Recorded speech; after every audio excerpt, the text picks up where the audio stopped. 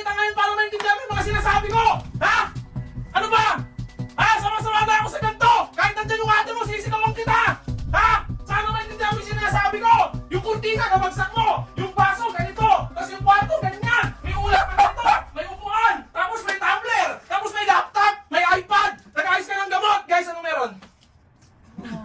Oo, Bizel. Ha? Kaya ako mag-aaway kayo. Hindi! Napapakit lang ako! Bakit? Anong meron? Anong meron? Ba't kayo nandito? Umisigaw ako ngayon! Anong meron? Anong meron ngayon? Ate Marie!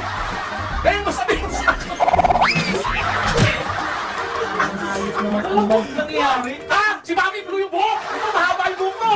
Talo niya, may kawil sa ulo! Tato artist! Papa Odi, may pilay! Ikaw may dating kamay! Anak, may camera dyan! Huwag mong karangan!